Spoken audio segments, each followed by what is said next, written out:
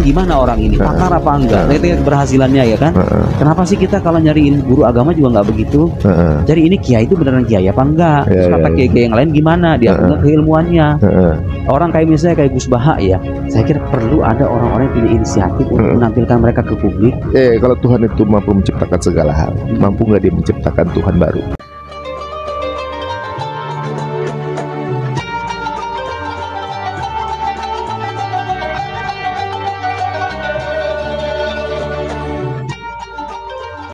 Assalamualaikum warahmatullahi wabarakatuh. Bismillahirrahmanirrahim. Alhamdulillahirabbil alamin.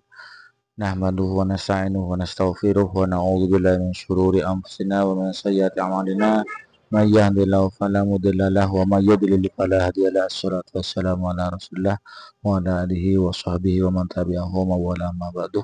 Sahabat Hayati, Bapak Ibu yang dirahmati Allah, di kesempatan kali ini jumpa lagi dengan kami. Mudah-mudahan kita senantiasa mendapatkan lindungan dan rahmat dari Allah, mendapatkan taufik dan hidayahnya, mendapatkan ridho dan hidayahnya, dimudahkan segala urusannya, dilancarkan rezekinya, amin ya rabbal alamin. Tak lupa kami ucapkan terima kasih yang sebesar-besarnya kepada pemirsa sahabat yang telah mendukung channel kami, men-subscribe channel kami. Jazakumullahu ahsanul jazaan jasila.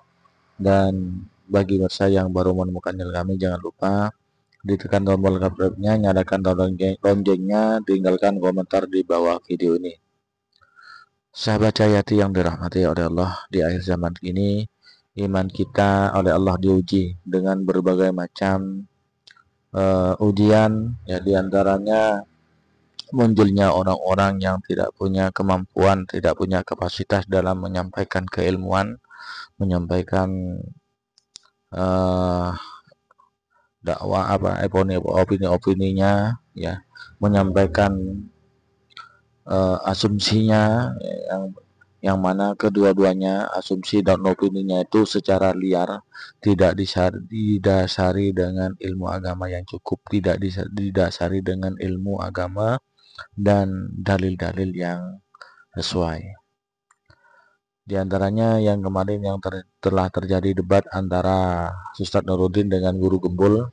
Ustadz Nuruddin itu berargumentasi, menyampaikan pendapat dan opininya dengan disertai dengan dalil dan referensi yang jelas, sementara Guru Gembulnya hanya berdasarkan opini-opini liar. Nanti ini di kesempatan kali ini akan saya tampilkan podcast bincang-bincang antara Ustadz Nuruddin dengan Ari Untung, ya. Mudah-mudahan iman kita oleh Allah diteguhkan dalam istiqomah dalam akidah Islam, istiqomah dalam akidah Ahlussunnah wal Jamaah, amin amin ya rabbal alamin. Agar tidak terlalu lama kontennya, mari kita langsung simak videonya. Yang tampil di permukaan itu secara insan yang langsung didigest sama anak-anak teman-teman. Karena orang-orang yang mungkin bukan pada kapasitasnya kadang-kadang beropini, ngasih pendapat segala macam. Kalau antum melihat ya, mungkin bukan masalah agama aja. Misalnya ada kasus politik segala macam, itu TikToker bisa punya konten opininya masing-masing, bercerita. Ini begini seolah-olah dia udah paling tahu hal itu. Dan ini budaya zaman sekarang kan. Maka ada bukan hanya profil, alhamdulillah beliau masih berdebat dengan yang nggak mau diajak berdebat itu akan banyak. Ada mungkin salah satu yang sosok belakang gitu. Dia bukan ulama, ilmunya juga sanadnya sanad di belakangnya juga kita nggak jelas udah berapa tahun belajar apa segala macam. Bisa kemudian mempermalukan para ulama gitu ya, dengan potongan-potongan editan video segala macam. Secara nggak langsung sebenarnya kita semua tahu bahwa ngejar viral, ngejar AdSense, dan ya mungkin ini memang dia akan sebagai pahlawan di kelompoknya. Viral itu target anak sekarang. Menjadi sosok orang, harus dia itu jadi targetnya anak-anak sekarang. Ini fenomena ini mungkin yang antum baru ketemu mungkin satu di antara beberapa jadi banyaknya itu gitu. Dan beliau sendiri dengan kebesaran mau duduk bareng. Yang nggak mau duduk bareng ini banyak. Dengan kekeliruannya. Seharusnya mau. Justru biar dunia intelektual itu maju, ya kan, publik semakin tercerahkan. Nah, orang-orang yang bermasalah ini gitu kan. Saya kira perlu ada orang-orang yang punya inisiatif untuk menampilkan mereka ke publik, dihadirkan ahli gitu kan. Jadi, tanpa kita mengajak orang, lihat ini, tanpa kita ngomong begitu, udah suruh dia memaparkan pandangannya. Kita bantah secara keilmuan gitu kan. Orang nanti akan milih sendiri. Antum tertarik gak di gitu? Misalnya ada gitu, ada satu yang punya teori nih.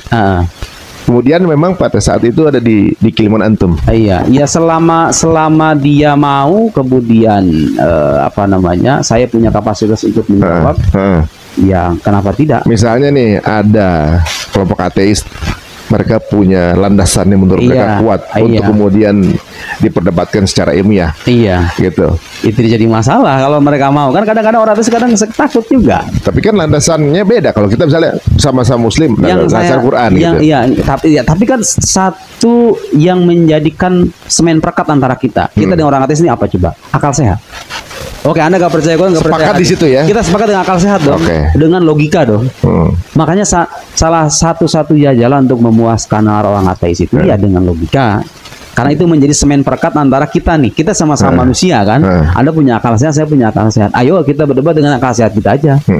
Tentunya berbasis argumen gitu. Tapi argumennya berbasis argumen rasional. Kalau saya bilang, oh enggak, menurut Al-Quran begini, mereka nggak percaya Quran.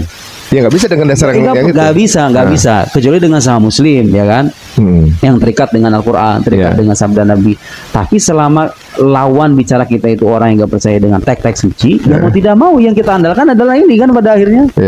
Nah, itulah gunanya kita mempelajari ilmu akidah, ilmu filsafat. Itu toolsnya itu yaitu supaya kita punya alat untuk memuaskan alam mereka dengan argumentasi rasional.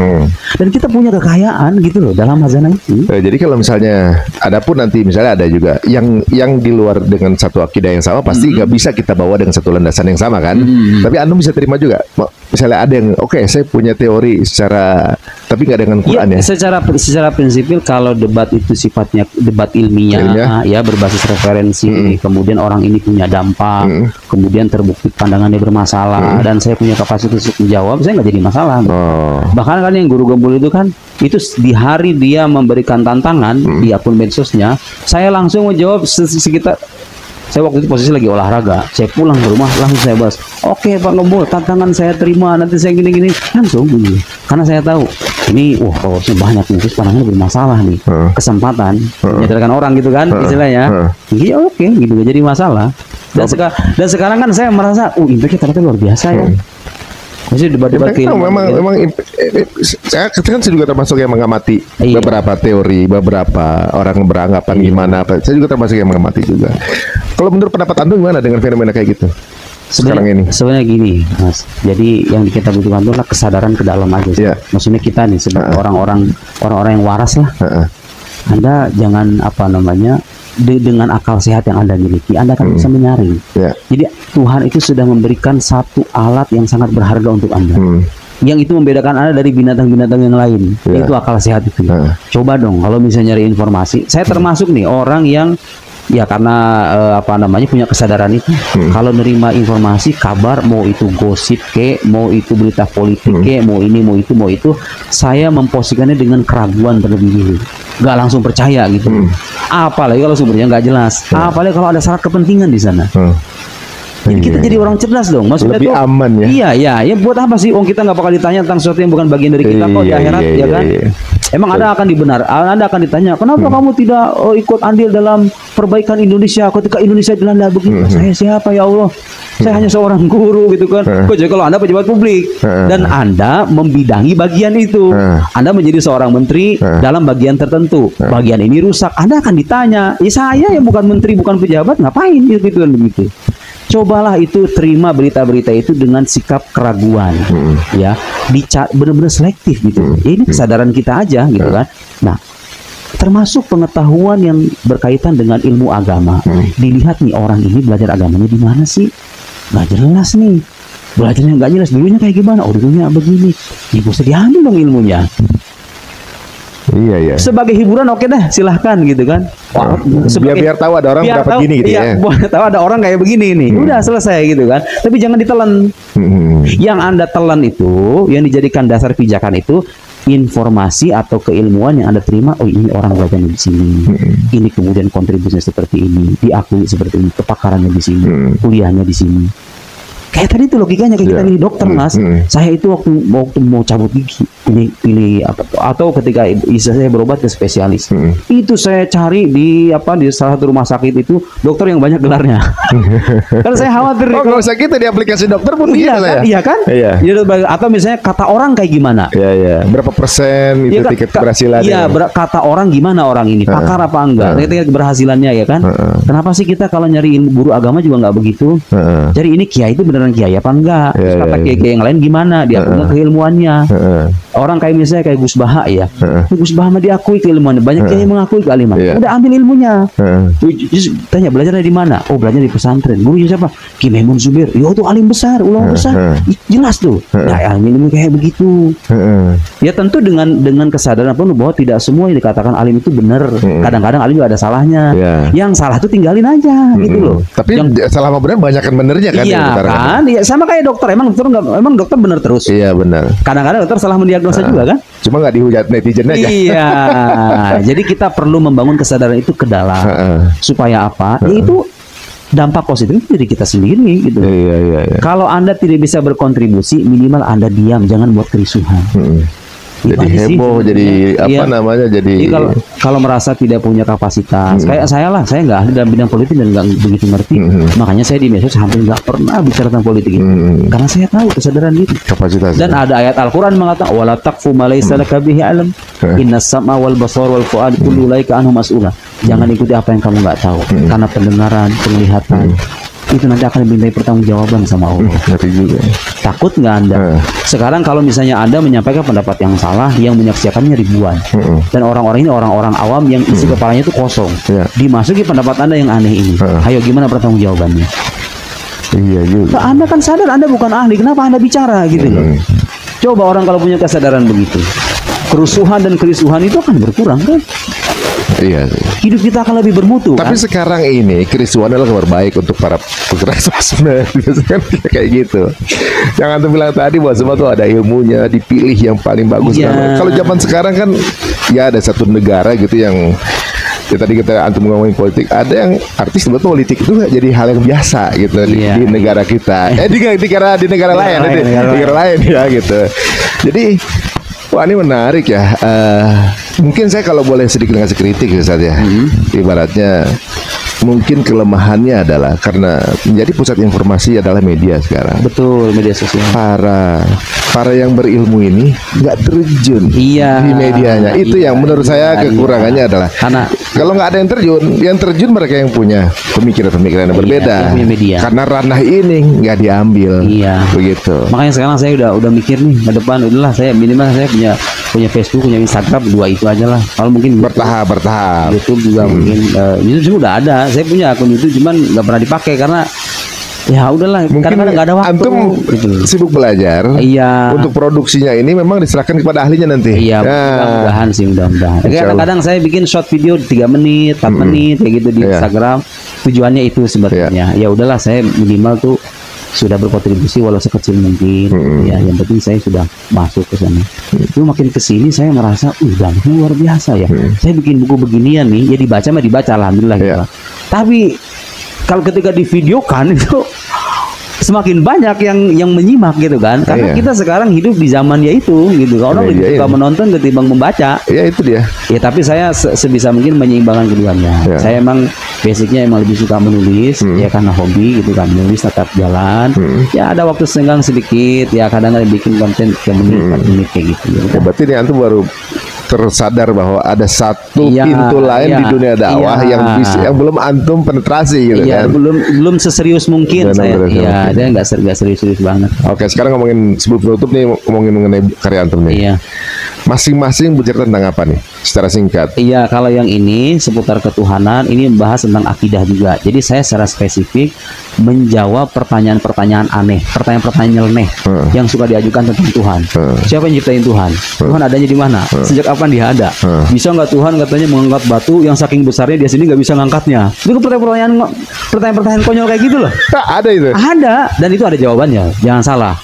Jadi orang-orang yang merasa seolah-olah kritis itu bicara tentang Tuhan, tapi itu semua ada jawabannya. Kita nggak takut dengan pertanyaan-pertanyaan begitu. Saya sudah kasih jawabannya di sini. Kalau ini secara untuk logika, jadi menguak macam-macam falasis, contoh kekeluaran berpikir.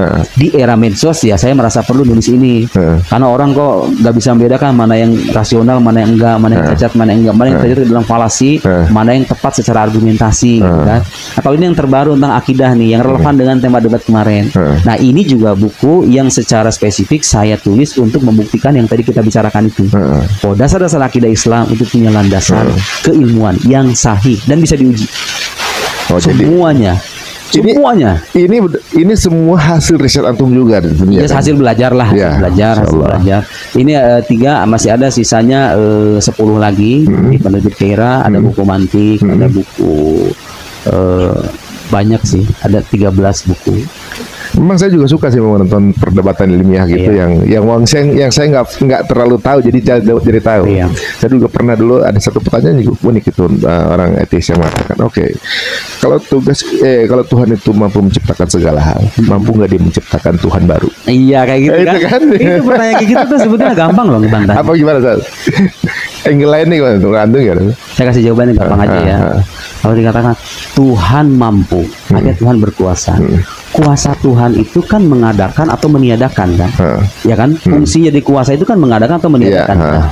Berarti kalau begitu, kuasa Tuhan itu hanya berkaitan dengan sesuatu yang bisa diadakan dan bisa ditiadakan. Gitu dong. Logiknya gitu dong. Kan Anda mengatakan Tuhan berkuasa. Kuasa Tuhan itu mengadakan dan meniadakan. Kayak misalnya Tuhan berkuasa menciptakan bumi, artinya Tuhan mengadakan bumi. Tuhan berkuasa meniadakan, artinya Tuhan bisa menghilangkan bumi, ya kan? Kalau Tuhan dikatakan mampu, kemampuan Tuhan tuh hanya bisa dikaitkan dengan sesuatu yang bisa jadi ada, bisa jadi tiada. Gak bisa dikaitkan dengan sesuatu yang mustahil ada. Kayak begini misalnya, Mas Ari pernah nemuin nggak angka 4 lebih besar dari 8? Ada nggak? Nggak ada. Ada 40. Enggak, angka 4. Angka 4-nya aja angka 4. Enggak mungkin, enggak secara logik. Di alam luar ada enggak 4 lebih besar dari 8 tuh ada enggak? Enggak ada. Enggak ada kan? Itu mustahil dong. Bisa diadakan enggak itu? Bisa diadakan? Enggak bisa dong kalau. Bisa dong. Enggak bisa dong. Enggak ada. Bisa enggak ada. Makanya Anda salah ketika bertanya, bisa tidak Tuhan menciptakan angka 4 yang lebih besar dari angka 8? Itu pertanyaan sejak awal sudah salah. Kenapa? Karena mengaitkan kuasa Tuhan dengan sesuatu yang tidak akan pernah terjadi, gitu loh. Dengan sesuatu yang tidak mungkin ada. Sama halnya salah dengan mengatakan bisa nggak Tuhan menciptakan dirinya sendiri. Loh, Tuhan tuh nggak perlu diciptakan. Kalau diciptakan namanya bukan Tuhan.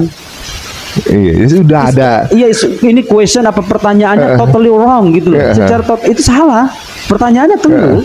Pertanyaan udah keluar dari konsep ya, karena Tuhan tidak diciptakan ya. Iya, Tuhan kan tidak diciptakan. Kok bisa Anda mengatakan siapa yang menciptakan Tuhan, atau bisa nggak Tuhan menciptakan dirinya? Itu pertanyaan secara logik itu bermasalah loh. Oh, bagaimana mungkin Anda mengatakan sesuatu tercipta sementara dia sendiri tidak mungkin diciptakan? Ya, mereka ini mencari peluang-peluang yang dari hukum sebab akibat sebenarnya jatuhnya kan. Nah, tapi kan gini, hukum sebab akibat itu enggak, coba lihat. Bunyi hukum sebab akibat itu apa? Segala every effect must have a cause. Kalau bahasanya likulli musabab labudda lahu min sabab. Segala akibat itu butuh kepada sebab. Saya nggak mengatakan segala yang ada loh. Jadi salah kalau ada yang mengatakan segala yang ada harus ada sebabnya. Salah. Yang benar segala akibat itu pasti ada sebabnya. Tuhan akibat apa bukan? Bukan. Justru dia sebab kan, sebab utama kan. Jadi jangan nanya Tuhan sebabnya apa. Kan Tuhan bukan akibat. Anda boleh bertanya alam ini sebabnya apa? Karena alam ini adalah efek, karena itu adalah dampak. Sesuatu yang tadinya nggak ada kemudian ada tuh dampak. Kayak misalnya kebakaran tuh, tadinya nggak ada tuh, tiba-tiba ada kebakaran. Anda boleh bertanya apa sebab kebakaran itu? Orang sakit, apa sebab penyakitnya? Itu pertanyaan logik. Kenapa? Karena itu adalah akibat semuanya. Sesuatu yang tadi tidak ada kemudian ada. Harus diberikan dampak ya kan? Ada sebabnya kan? Kalau Tuhan kan bukan akibat. Iya. Sebenarnya orang secara naluri udah tahu ya bahwa sesuatu itu pasti ada. Emang gara-gara makan apa sih? Kan sakit, kan? Makan apa sih gitu kan? Waduh. Bahkan hewan aja Mas, hewan aja nih ya. Kalau misalnya anjing kita timpuk nih, dia langsung refleks kan? Karena dia tahu itu timpukan nggak mungkin ada kalau misalnya nggak ada orang yang nimpuk, iya nggak? Iya benar. Hewan itu loh. Hewan secara tidak sadar dia percaya dengan sebab akibat kan? Iya nggak? Ya kayak kita ketabrak Kenapa? Ya iya, Nanya kan pasien. ya iya. Masalah apa? Jadi saya ingin mengatakan sekali lagi, orang yang percaya dengan keberadaan Tuhan sebagai pencipta alam semesta dan dia berbeda secara ontologis, secara wujud dengan alam, dia tidak bersifat materi, alam bersifat materi, itu sangat logis dan didukung oleh argumentasi rasional yang sangat berlimpah. Buku-buku yang bahas tentang keberadaan itu banyak sekali, Mas. Itu jumlahnya itu ribuan halaman. Coba Anda coba cari buku orang ateis yang buktikan bahwa there is no God, tidak ada Tuhan. Bukti rasionalnya apa? Nggak ada. Nggak ada, itu ngaco semua. Saya udah baca kok bukunya. Ada yang menulis juga? Nggak, ya di Richard Dawkins saya punya buku The God Delusion. Dia membantah keberadaan Tuhan, tapi semuanya sih ngawur semua itu. Ya. Paling mereka mencoba dan memang susah. Orang mengingkari keberadaan itu susah. Kenapa? Karena nalar sehat kita sudah tersetting sejak awal percaya dengan hukum sebab akibat tadi itu. Terus gimana Anda menjelaskan alam semesta ini bisa ada ya kalau nggak ada Tuhan? Mereka akan mengatakan ya alam itu ada begitu saja. Bapak Ibu sahabat Cahyati yang dirahmati oleh Allah, demikianlah konten yang kami bawakan, yang kami persembahkan kepada besar sekalian. Dan ada dua hal yang akan kami tambahkan tentang hal ini. Yang pertama, ya, bagi saudara-saudara, sahabat-sahabat atau kaum muslimin pada umumnya, ya, kami ajak jenengan semua untuk tidak menyampaikan statement-statement keagamaan atau opini-opini yang berhubungan dengan agama kalau kita itu punya bukan bidangnya, kita tidak ahli dalam hal agama itu. Jangan menyampaikan opini-opini keagamaan atau statement keagamaan, karena hal itu hanya merusak, memporak-porandakan akidah orang awam. Bagi yang kita yang tidak mempunyai kapasitas dalam keilmuan dalam ilmu agama, jangan ikut-ikutan membahas agama, belajar saja ya, biar tidak tambah rusak agama ini ya. Banyak sudah ulama yang menyampaikan keagamaannya, ulama, masyayikh, asatid yang sudah punya ahli dalam ilmu agama, itu sudah cukup. Mereka itu sudah tidak usah nambah-nambah lagi kalau tidak punya ilmu agama yang cukup. Bagi kita yang awam itu, mari kita cari guru yang seleksi ya, guru yang sudah masyhur kealimannya, diakui banyak orang, diakui oleh para ulama kealimannya. Jangan sembarangan berguru, jangan sembarangan mengambil pendapatnya orang, apalagi orang tersebut tidak jelas dari mana dia belajar, siapa gurunya, dia menyantri di mana atau cari ilmu di mana, tidak jelas. Jangan sampai diikuti, itu hanya menyesatkan kita saja. Mungkin hanya ini dari saya. Apabila ada kesalahan kekurangan, mohon maaf yang sebesar-besarnya.